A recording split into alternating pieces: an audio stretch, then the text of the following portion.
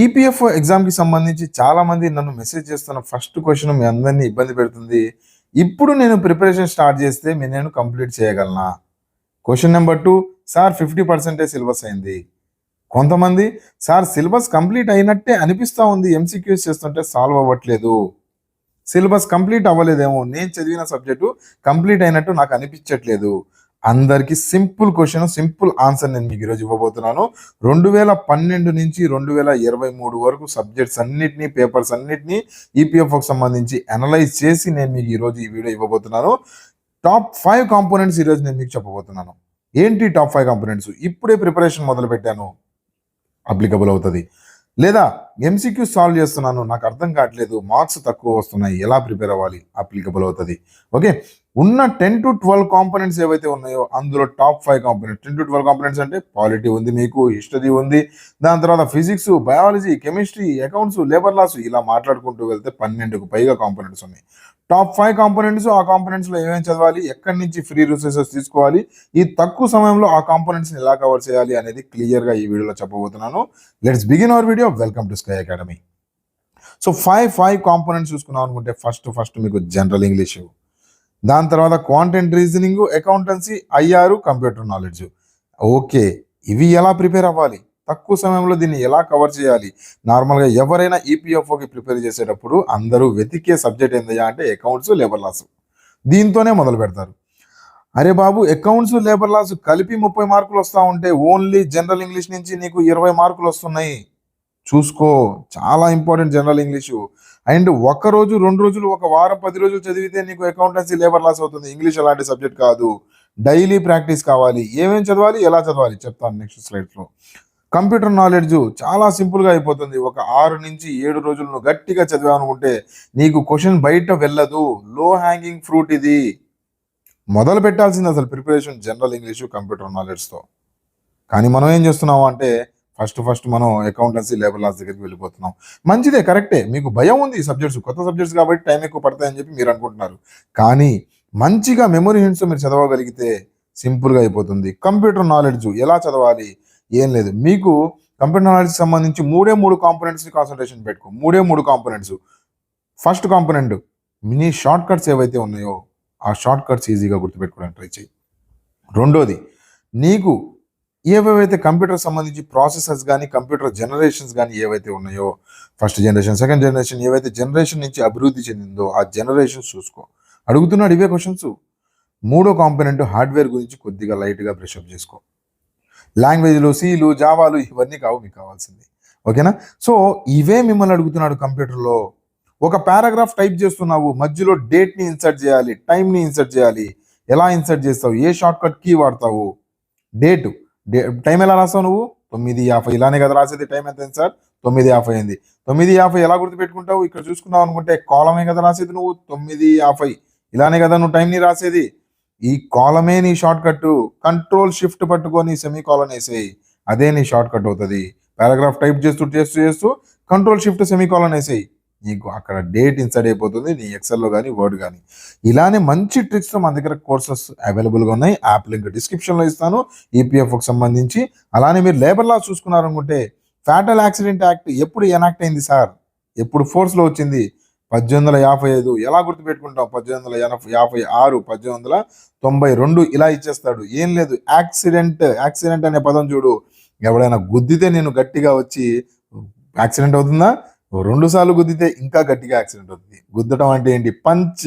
555 సింపుల్గా రిలేట్ చేసుకో. ఒకసారి గుద్దాము, ఏదైనా యాక్సిడెంట్ అయింది అంటే రెడీగా ఉంటారు జర్నలిస్టులు కానీ, న్యూస్ పేపర్లు కానీ రావడానికి. 1955 యాక్సిడెంట్, డబల్ పంచు రిలేట్ చేసుకో, సింపుల్గా గుర్తుంటుంది. ఇలానే లేబర్ లాస్కి సంబంధించి వేరే టాపిక్స్ ఏవైతే మీకు ఉన్నాయో, లేబర్ లాస్ ఫ్యాక్ట్స్ ఏవైతే ఉన్నాయో ఆ ఫ్యాక్ట్స్ ప్రతిదీ అకౌంటింగ్ సబ్జెక్టు, కోడింగ్తో మంచి అద్భుతమైన కోర్సెస్ యాప్లో ఆల్రెడీ అవైలబుల్గా ఉంది. ఒకసారి చూడడానికి ట్రై చేయండి. నా వాట్సాప్ నెంబర్ నేను మీకు డిస్క్రిప్షన్లో ఇస్తాను, యాప్ లింక్ కూడా ఇస్తాను. మొత్తం 3 కోర్సెస్ అవైలబుల్గా ఉన్నాయి ఈపీఎఫ్ఓకి సంబంధించి. EPFO only special subjects accountancy, labour loss ఏవైతే ఉన్నాయో నీకు అకౌంట్స్ లేదంటే మన కంప్యూటర్స్ కానీ, ఇంగ్లీష్ కానీ, సోషల్ స్టడీస్ కానీ ప్రతిదీ నీకు స్పెషల్ సబ్జెక్ట్స్లో కవర్ అవుతుంది. ఈ ఒక కోర్స్ అవైలబుల్గా ఉంది. దాని తర్వాత మొత్తం కోర్సు కావాలా, రెడీగా ఉంది, యాప్లో చూడడానికి ట్రై చేయి. మెంటార్షిప్ కావాలి, ఈ 45 రోజులు లేదంటే 30 రోజుల్లో నా సిలబస్ కంప్లీట్ అవ్వాలి అండ్ ఎంసీక్యూకి నేను ప్రాక్టీస్ చేసుకోగలగాలి, అలా నన్ను తయారు చేయాలి. నేను రోజుకి 5 నుంచి 6 గంటలు మీకు ఇవ్వగలను. నా షెడ్యూల్ చెప్పండి, పొద్దున ఏం చదవాలో చెప్పాలి, సాయంత్రం పూట దానికి సంబంధించి టెస్ట్ రాయాలి, ఆ టెస్ట్ అనలైజ్ చేయాలి. సో ఇవన్నీ నేను మీకు మెంటార్షిప్లో అనలైజ్ చేస్తాను.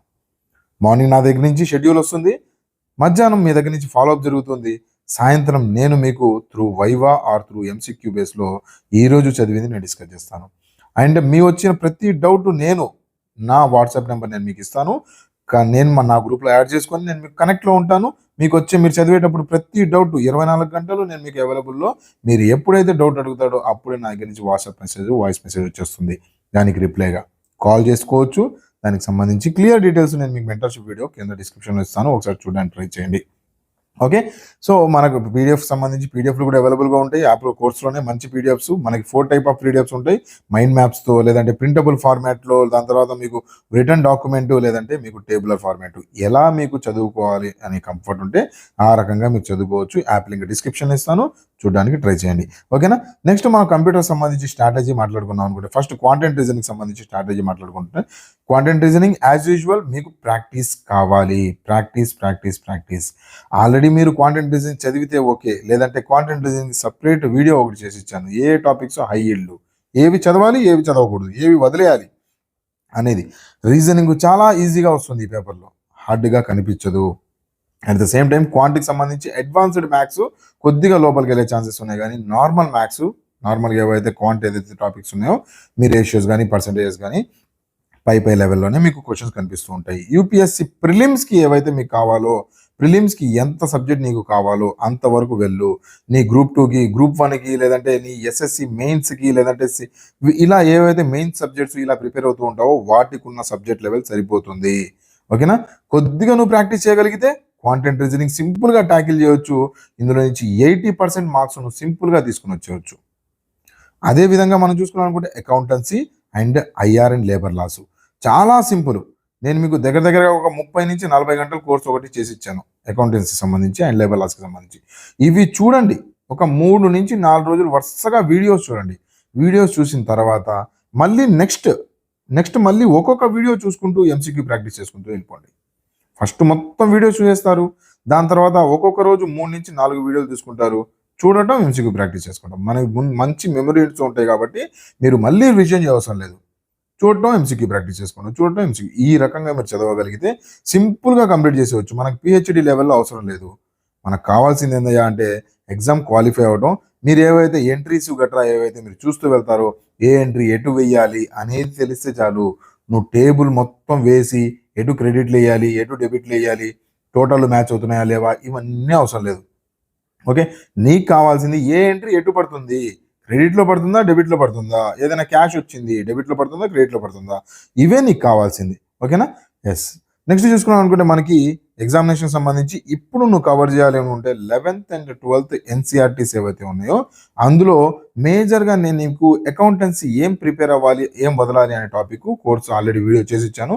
అందులో చెప్పిన 5 టాపిక్స్ నువ్వు చదువు చాలు, మొత్తం వద్దు. నువ్వు 11th 12th ఎన్సీఆర్టీస్ ఓపెన్ చేసి కూర్చోబెట్టుకున్నావు అనుకుంటే నీకు 2 నెలలు పట్టింది అది కంప్లీట్ అవ్వడానికి. అప్పటికి ఎగ్జామ్ అయిపోతుంది, ఎగ్జామ్ అయిపోయినా ఆ రోజు సాయంత్రం కూడా చదువుకుంటూ కూర్చుంటావు.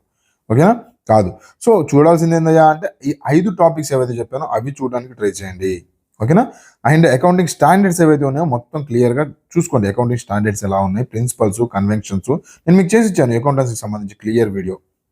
లేబర్ లాసు ఫ్యాక్చువల్ సబ్జెక్టు మొత్తం ఫ్యాక్ట్స్ నిండిపోయి ఉంటాయి. జాగ్రత్తగా మంచి మెమోరీస్ నేను కోర్స్ ఇచ్చాను. ఒకవేళ చూడగలిగి చూడండి, లేదు అనుకుంటే టాప్ 10 లేబర్ లాస్ నేను మీకు లిస్ట్ చేసి ఇచ్చాను లేబర్ లాస్కి సంబంధించి, అది చూడండి సరిపోతుంది.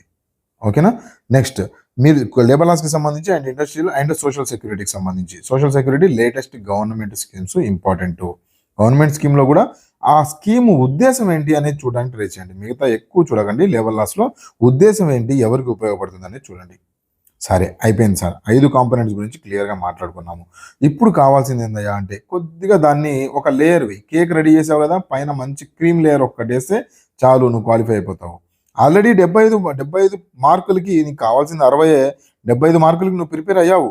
కానీ కొద్దిగా ఆప్షన్‌లో ఏదైనా ఆ సబ్జెక్ట్‌లో ఏదైనా పేపర్ టఫ్ పడింది అనుకుంటే, ఏదైనా సబ్జెక్ట్ కొద్దిగా డెప్త్ వెళ్ళాడు, టఫ్ పడింది అన్నప్పుడు నువ్వు ఇంకొక సబ్జెక్ట్‌ని యాడ్ ఆన్ చేసుకుంటే నీకు టెన్షన్ ఉండదు. ఈ 5 కాంపోనెంట్స్‌తో పాటు నువ్వు హిస్టరీని యాడ్ చేసుకో. హిస్టరీలో కూడా ఆ రాజులు ఏ రాజు ఎవరిని కొట్టాడు ఏంటి అవును యాన్షియంట్ చదవాలి, మిడివల్ చదవాలి, మోడర్న్ చదవాలి. సిలబస్లో లేకపోయినా చదువుతాం యాన్షియంట్, మోడర్న్, మిడివల్. ఎందుకు చదువుతాము అంటే ఆర్ట్ అండ్ కల్చర్ కోసం. ఆర్ట్ అండ్ కల్చర్కి చదివేవాడికి ఏ రాజు ఎవరిని కొట్టారు, ఏ యుద్ధాలు ఎప్పుడు జరిగారు ఇవన్నీ నీకెందుకు. ఏదైతే పుస్తకాలు ఏవైతే రాశారో లేదంటే ఆర్కిటెక్చర్ ఏదైతే చేశారో ఆ రాజులు అవి చూడడానికి ట్రై చేయి. ఆ క్రోనాలజీలు ఏ రాజు ఎప్పుడు వచ్చాడు, ఏ రాజు తర్వాత ఎవరు వచ్చారు, అది కాదు వాళ్ళు రాసిన పుస్తకాలు, ఆ టైంలో ఫేమస్ ఆర్టికల్స్. ఎగ్జాంపుల్ సముద్రగుప్త టైంలో మనం చూసుకున్నాం అనుకుంటే హరిసేన అనే పోయట్ ఒకతను ఉన్నాడు. ఆయన ప్రయాగ్ ప్రశస్తి అని చెప్పి రాశారు. సముద్రగుప్తాని ఏమంటాం మనం? సముద్రగుప్తాని మనం నెపోలియన్ ఆఫ్ ఇండియా అంటాము. ఓకే, నెపోలియన్ ఆఫ్ ఇండియా అంటాము. సముద్రగుప్త అశ్వమేధ యాగాన్ని మొదలుపెట్టాడు. ఇవన్నీ ఈ కల్చర్ గురించి చూడడానికి ట్రై చేయి. గుర్తుందా? ఓకే. గుర్తులేదా? సముద్రగుప్త, సముద్రుడు, నెపోలియన్ అంటే ఎప్పుడు సముద్రాల మీద ఉంటాడు కదా. సో అలా లింక్ చేసుకో. అశ్వమేధ యాగం, సముద్రం బీచ్ రోడ్లో నువ్వు ఒక అశ్వాన్ని తీసుకొని కొద్దిగా నువ్వు యాగాని కోసం బయలుదేరినట్టు సముద్రాల్లో అశ్వాన్ని తీసుకొని వెళ్తూ ఉంటారు కదా బీచెస్లో మీరు గుర్రం మీద ఫోటోలు దిగారు ఎప్పుడైనా? సో అది గుర్తుపెట్టుకో. సముద్రము, అశ్వమేధ యాగము, ఇలా ఇంటర్లింక్ చేసుకోవడానికి ట్రై చేయి. అలా ఇంటర్లింక్ చేసుకుంటే గుర్తుండిపోతుంది, మళ్ళీ మర్చిపోవు. ఎప్పుడైనా బీచ్కి వెళ్ళి నువ్వు గుర్రాన్ని చూడంగానే సముద్రగుప్తుడు గుర్తొస్తాడు, అశ్వమేధ యాగం గుర్తు రావాలి నీకు. ఆ రకంగా ప్రిపేర్ అవ్వడానికి ట్రై చేయి. అలానే కోర్సెస్ అవైలబుల్గా ఉన్న యాప్లో చూడడానికి ట్రై చేయండి. అయితే ఎన్సీఆర్టీకి సంబంధించి మనకి ఈ ఏదైతే మన హిస్టరీ అండ్ కల్చర్ ఏదైతే ఉందో ఆ హిస్టరీ అండ్ కల్చర్ దేంట్లో నుంచి ప్రిపేర్ అవ్వాలి సార్ అంటే ఎన్సీఆర్టీ ఇస్ బెస్ట్. అందులో కూడా ఆర్ట్ అండ్ కల్చరే బెస్ట్. ఆర్ట్ అండ్ కల్చర్ మాత్రమే చూడండి, ఇంకేవి చూడకండి. ఓకేనా? నెక్స్ట్ చూసుకున్నాం అనుకుంటే మనకి జనరల్ సైన్స్లో కూడా బయాలజీని గట్టిగా పట్టుకో. బయాలజీలో టాప్ 5 టాపిక్స్ ఉన్నాయి. 5 డైజెస్టివ్ సిస్టమ్ అంటారు, రెస్పిరేటరీ సిస్టమ్ అంటారు. ఆ సిస్టమ్స్ ఏవైతే 5 ఉన్నాయో దాని గురించి ప్లస్ విటమిన్స్ గురించి చదువు. టైం ఉంది అంటే దాంతోపాటు బ్లడ్ గురించి చదువు. అసలు బ్లడ్లో ఏముంటుంది, red blood cells, white blood cells, ఇవన్నీ చదవడానికి ట్రై చేయి. అంతేగాని ఇంకెక్కువ వెళ్ళవసరం లేదు జనరల్ సైన్స్ సంబంధించి. ఈ 2 టాపిక్స్ ఏంటి, హిస్టరీ అండ్ జనరల్ సైన్స్ ఏంటి, దేనికోసం చదువుతున్నామో ఓన్లీ బ్యాకప్. ఇవి బ్యాకప్. సో ఈ బ్యాకప్ లాంటివి ఏం చేయాలంటే లైట్గా ఇంపార్టెంట్ టాపిక్స్ మాత్రమే చూసుకుంటూ వెళ్ళాలి, అన్నీ అవసరం లేదు. ఓకేనా? సో ఇంపార్టెంట్ టాపిక్స్, ఆ హిస్టరీకి సంబంధించి ఇంపార్టెంట్ రాజు, అతనికి ఆర్కిటెక్చరు, దాని తర్వాత గాంధీ గారి గురించి. ఓకే, దాని తర్వాత నేను చెప్పాను హిస్టరీ కూడా ఎలా చదవాలో కూడా చెప్పాను. అయితే లైట్గా చెప్తున్నాను గాంధీ గారి గురించి. గాంధీ గారు చేసిన ఏవైతే మనకు సంబంధించి స్టార్టింగ్ ఆయన వచ్చినప్పుడు ఏవైతే 3 రివోల్ట్స్ జరిగినాయో వాటికి సంబంధించి ఆయన ఏవైతే మనకి ఏమంటామో మన చంపారన్ సత్యాగ్రహ కానీ లేదంటే మనకి మన ఏవైతే కేడా సత్యాగ్రహ కానీ ఇవన్నీ ఉన్నాయి కదా. సో వాటిని చూడడానికి ట్రై చేయి. దాని తర్వాత ఏ గవర్నర్ జనరల్ వైస్రాయి టైంలో ఏం జరిగింది అనేది చూడడానికి ట్రై చేయి. మెమరీ హింట్స్ ఆల్రెడీ ఎన్టీపీసీ వాళ్ళ కోసం ఒక వీడియో చేసి ఇచ్చాను. అందులో నేను మీకు గవర్నర్ జనరల్స్ గురించి చెప్పాను, ఎలా ఏంటి అనేది మెమరీ హింట్స్ చెప్పాను, చూడడానికి ట్రై చేయండి. ఓకే, గాంధీ గారి గురించి కూడా నేను మీకు 2-3 వీడియోస్ ఉన్నాయి, అవి చూడడానికి ట్రై చేయండి. ఓకే, ముందు బేసిక్స్ ఇవి ఇంపార్టెంట్. ఇవి అయిపోతే నీ దగ్గర నేను చెప్పిన ఈ 5 కాంపోనెంట్స్ ప్లస్ హిస్టరీ, దాని తర్వాత జనరల్ సైన్స్లో బయాలజీ, ఇవి అయిపోయిన తర్వాత నువ్వు కావాలనుకుంటే నీ పాలిటీ దగ్గరికి వెళ్ళిపో, లేదంటే నువ్వు కావాల్సిన జియోగ్రఫీ లేదు సిలబస్లో అయినా కవర్ చేస్తాను, కొన్ని అడుగుతున్నాడు, బయోస్పియర్స్ ఇవన్నీ అడుగుతున్నాడు అంటే వెళ్ళు, అవి చూసుకో. దాని తర్వాత నువ్వు వేరే సబ్జెక్ట్స్ ఏవైతే అందులో ఉన్నాయో అవన్నీ కవర్ చేసుకుంటా వెళ్ళిపో, నేను కాదనట్లేదు. కాకపోతే ముందు ఈ 5+2 కంప్లీట్ చేయడానికి ట్రై చేయి. ఓకేనా? ఎస్.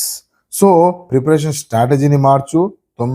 నీకు మ్యాక్సిమం 80 క్వశ్చన్స్ మంచివి అటెంప్ట్ చేయడానికి ట్రై చేయి. పేపర్ ఈజీగా వచ్చిందంటే 90 నుంచి 100 క్వశ్చన్స్ లేదా 80 క్వశ్చన్స్ మాత్రం మ్యాక్సిమం మీరు అటెంప్ట్ చేయాలి. అందులో ఒక 10-15 క్వశ్చన్స్ పోయినా 10 క్వశ్చన్సే పోవాలి, మిగతా ఎక్కువ పోకూడదు నీ ఎంసీక్యూ ప్రాక్టీస్లో కూడా. ఎందుకంటే నువ్వు సిలబస్ తగ్గించేసావు కదా, ఉన్న సిలబస్ ఏవైతే 5 నుంచి 6 కాంపోనెంట్స్ నువ్వు చదువుతున్నావు. ఇలాంటప్పుడు ఈ కాంపోనెంట్స్ స్ట్రాంగ్ హోల్డ్ చేయాలి. ఇక్కడ నుంచి క్వశ్చన్ పడిందంటే బయటికి వెళ్ళకూడదు. ఆ రకంగా నువ్వు ప్రిపేర్ అవ్వాలి. ఓకే, 80కి 80 రైట్ అవ్వాలి. కాకపోతే హ్యూమన్ ఎర్రర్స్ ఒక 10-15 మీరు నెగిటివ్ తీసేసిన మినిమం 60 నుంచి 70 నీ స్కోర్ పడాలి. ఓకేనా? సో ఈ రకంగా నువ్వు ప్రిపేర్ అవ్వగలిగితే yes you will be success in this exam. Wish you all the best from Sky Academy. జాగ్రత్తగా ప్రిపేర్ అవ్వండి. ఏ డౌట్స్ ఉన్నా నా నెంబర్ 9491370061. అండ్ మెంటర్షిప్ కోర్స్ కావాలి అనుకుంటే వాట్సాప్ నెంబర్లో హాయ్ మెసేజ్ పెట్టండి. యాప్ లింక్ డిస్క్రిప్షన్లో ఇస్తాను. ఫ్రీ మెటీరియల్స్ టెలిగ్రామ్లో షేర్ చేస్తూ ఉంటాను. టెలిగ్రామ్ ఛానల్ లింక్ కూడా నేను మీకు డౌన్ డిస్క్రిప్షన్లో ఇస్తాను. That's it for today's friends. Thank you for watching. Have a nice day. Bye bye.